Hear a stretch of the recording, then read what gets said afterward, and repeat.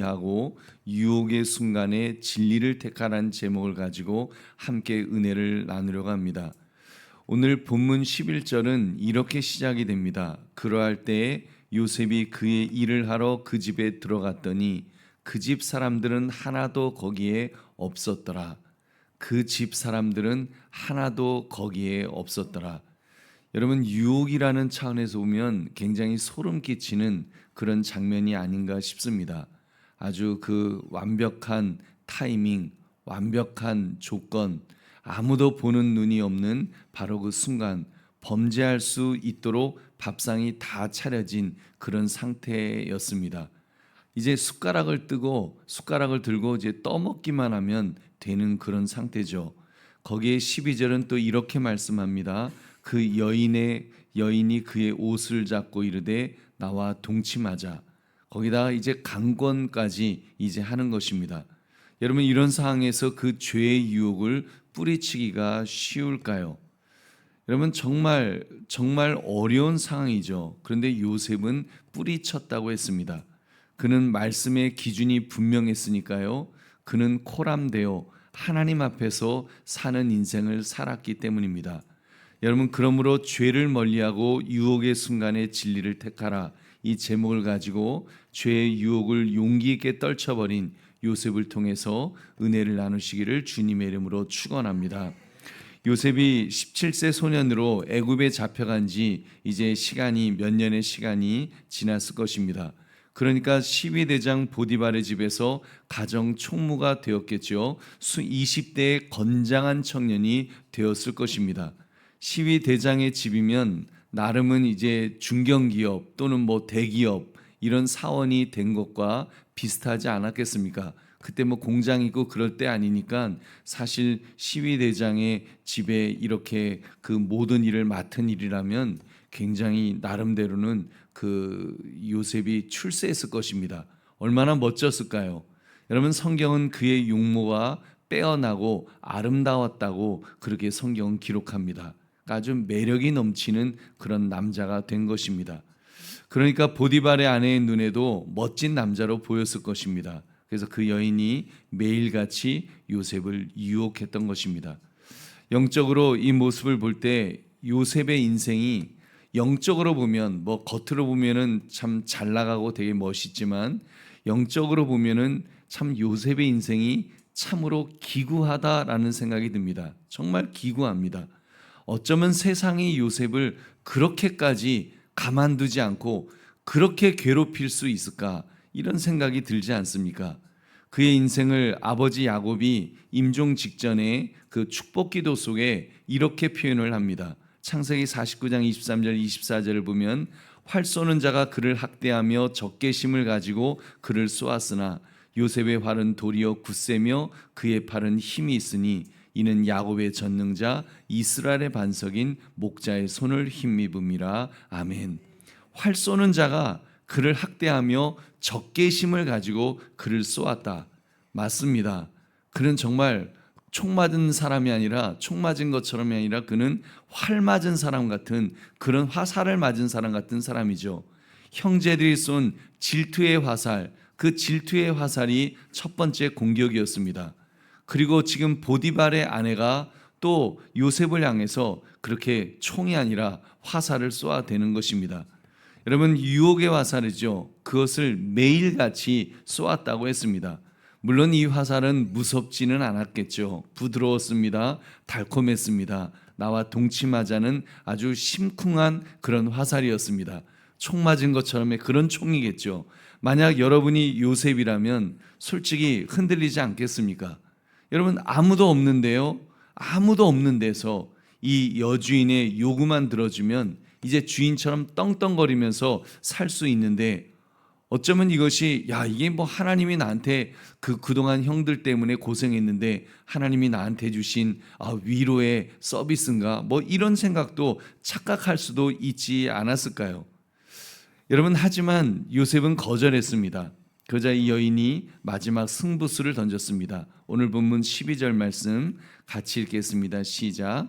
그 여인이 그의 옷을 잡고 이르되 나와 동침하자. 그러나 요셉이 자기의 옷을 그 여인의 손에 버려두고 밖으로 나가매. 아멘. 여기서 그 옷이라는 단어를 한번 주목해 보시기 바랍니다. 히브리어로 베게드라는 단어입니다. 이것을 단순히 우리가 지금 입고 있는 이 옷, 이렇게 천조가리 옷이라고 말할 수도 있지만 우리가 옷을 벗는다. 여러분, 옷을 벗는다는 데는 다른 의미도 있죠. 여러분, 그 신분이며 성공의 상징으로서의 그 옷일 수 있습니다. 노예가 입을 수 없는 가정 총무의 옷이었으면 나름 그래도 옷이 괜찮았겠죠. 그가 정말 그 형들의 배신으로 애굽에까지 노예로 갔다가 거기서 피땀 흘려서 얻어낸 성공의 어떤 상징 같은 그런 옷이었습니다. 여주인이 지금 요셉의 옷을 잡은 것이 아니라 사실 어떻게 보면은 그의 성공을 인질로 잡았다라고 그렇게 말할 수 있을 것입니다. 나랑 잘래? 아니면 이 옷을 뺏기고 너 모든 걸 잃을래? 여러분, 그렇게 협박이었죠. 더 큰 성공을 위한 거래 같은 것이었습니다. 이 절체절명의 순간 요셉의 선택은 잘 아시는 것처럼 요셉이 자기의 옷을 그 여인의 손에 버려두고 밖으로 나갔다. 여러분, 버려두고 밖으로 나갔다. 히브리어로 누스라는 말인데 이건 그 여주인에게 설득하다 이런 의미가 아니죠. 그냥 도망쳤다. 급히 빠져나왔다는 뜻입니다. 그러니까 요셉은 여주인과 대화하지 않았습니다. 설득하려고 들지 않았습니다. 그냥 도망쳤습니다. 우리 보배로운 성도님들, 여기서 우리는 우리가 이렇게 좀 생각해야 될 게 요셉이 옷을 버리고 도망쳤을 때 세상의 눈으로 보면은 사실 패배자죠. 옷을 잃었다는 것은 여러분 그렇잖아요. 사람이 이렇게 어떤 직장이라든지 아니면 정부에서 일을 한다든지 어떤 일을 하든지 목사도 마찬가지죠. 담임 목사의 옷을 벗었다. 여러분, 옷을 벗었다라고 하는 것은 이제 모든 것을 다 내려놨다는 것이 되는 겁니다. 한순간에 직장을 잃었다라고 볼 수 있을 것입니다. 그리고 어디로 던져졌습니까? 감옥으로 던져지죠. 지하 감방으로 떨어진 것입니다. 여러분, 이거는 승리는 분명히 아닙니다. 세상 사람들이 이 세세한 내부 사정을 다 알았다면 아마 요셉을 잘했다고 칭찬해 줄 사람이 제가 보기엔 별로 없을 것 같습니다. 아마 손가락질했을 것입니다. 참 어리석은 사람이다. 그냥 눈 딱 감고 즐기지 융통성이 없어도 어떻게 인간이 그렇게 융통성이 없냐. 그러니까 그렇게 되지. 여러분, 분명히 오히려 완전한 실패라고 비난을 받았을 수도 있을 것입니다. 여러분, 그렇게 실패했을까요? 아니죠. 하나님의 평가는 달랐습니다. 하나님께서 그렇게 비난하실까요? 아닙니다. 요셉은 승리했습니다. 그는 겉옷을 잃었지만 그의 인격을 지킨 줄로 믿습니다. 그의 신앙을 지킨 줄로 믿습니다. 여러분, 코람데오의 정신, 하나님 앞에서 사는 자로서 자기 정체성을 그는 지켰습니다. 요셉은 가장 소중한 것, 하나님 앞에서 순결을 지키기 위해서 사회적으로 매장되는 길을 선택했던 것입니다. 결국 요셉의 겉옷은 여인의 손에 들려서 강간 미수범이라는 거짓 증거물이 되었습니다. 그러나 그것은 여러분, 하나님 보시기에 그 잃어버린 옷은 가장 영광스러운 순교의 흔적인 줄 믿으시기 바랍니다. 여러분, 보배로운 성도님들, 우리는 너무 자주 옷을 지키기 위해서 영혼을 팔려고 할 때가 있지 않을까요? 직장에서 살아남기 위해서 친구들 사이에서 왕따 당하지 않기 위해서 여러분, 나의 성공을 상징하는 옷을 벗어 던지지 못하는 것이 아니냐는 말입니다. 학교에서 학창 시절에 누군가가 이제 왕따를 시키면 온 그 교실에 있는 아이들이 다 같이 왕따를 시키는 이유가 바로 그런 것이란 이야기를 듣지 않습니까? 또래들로부터 그렇게 손가락질 당할까 봐 애들이 왕따 시키면 따라서 왕따 시키는 그런, 정말 그것이 잘못됐다는 걸 알면서도 그 길로 가는, 여러분, 그래서 온 교실에 있는 아이들 전체가 다 한 아이를 왕따시키는 그런 일들이 일어난다는 것을 여러분 들어보셨을 것입니다. 나의 성공을 상징하는 그런 옷을 벗어던지는 것이 쉽지가 않죠. 나의 평판, 나의 자리를 지키기 위해서 하나님의 말씀을 슬그머니 여인의 손에 그냥 이렇게 하는 그런 경우도 있을 수 있을 것입니다. 여러분, 믿음의 사람은 옷이 벗겨져도 괜찮습니다.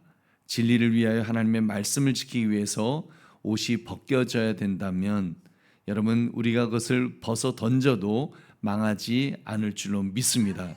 설령 감옥에 던져진다 할지라도 그것이 인생의 끝은 분명히 아닙니다. 요셉이 감옥에 갔을 때 성경은 기가 막힌 말씀을 기록합니다. 사실 내일 나눌 말씀입니다만 우리 20절 21절 말씀 20절 21절을 제가 읽겠습니다. 이에 요셉의 주인이 그를 잡아 옥에 가두니 그 옥은 왕의 죄수를 가두는 곳이었더라.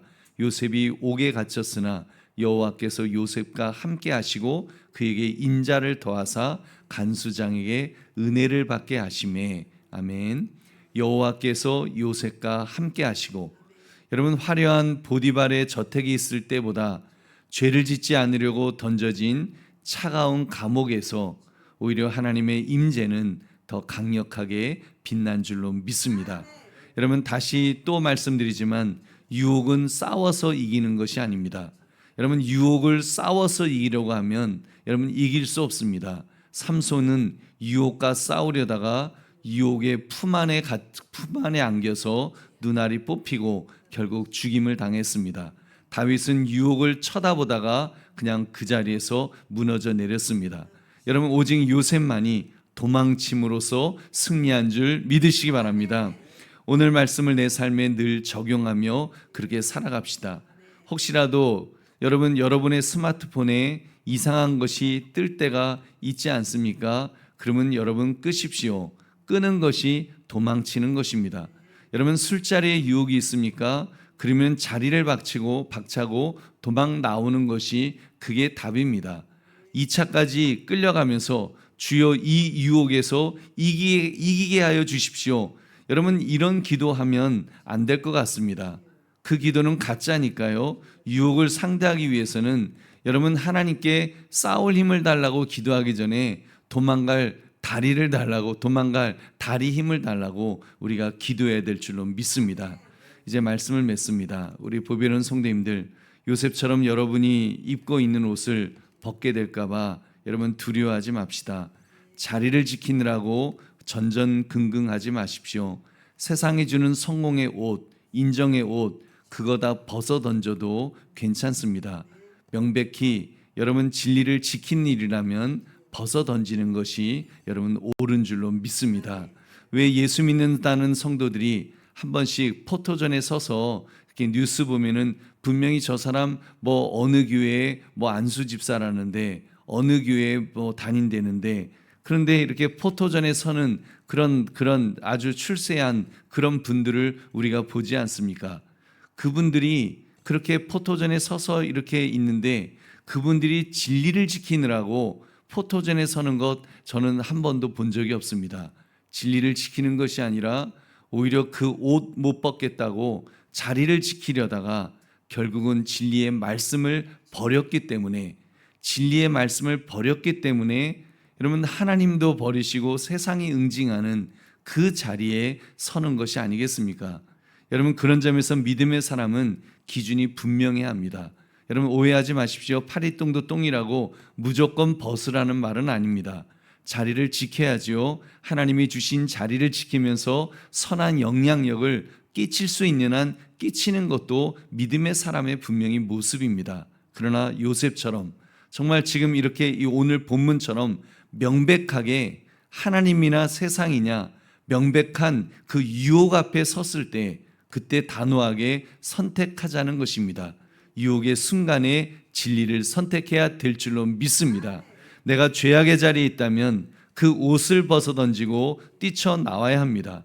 비록 세상이 그 바보라고 부르고 그로 인해서 감옥 같은 고난을 여러분 당한다고 할지라도 하나님은 그 감옥에 있는 여러분, 저와 여러분과 함께 하실 줄로 믿습니다. 여러분, 썩어질 옷을 버리고 영원히 빛나는 정말 주님의 그 거룩한 세마포 옷을 입을 때 주님은 우리와 함께 하실 줄은 믿습니다. 여러분, 요셉을 하나님이 버리지 않습니다. 하나님께서 버리지 않으시고 오히려 그 일을 통해서 그가 옷을 벗는 것 같지만 그 벗는 것을 통해서 하나님은 더 위대한 그런 옷을 입히시는 것을 우리가 볼 수 있습니다. 요셉의 노력이 아니라 하나님의 능력으로, 하나님의 역사로 하나님의 더 큰 일을 이루시는 것을 볼 수 있습니다. 여러분, 우리는 그렇게 바라봅시다. 그러므로 오늘 말씀, 죄를 멀리하고 유혹의 순간에 진리를 택하라, 이 제목처럼 명백하게 진리를 선택해야 될 순간에 여러분, 진리를 선택할 수 있는 저와 여러분 되시기를 주님의 이름으로 축원합니다.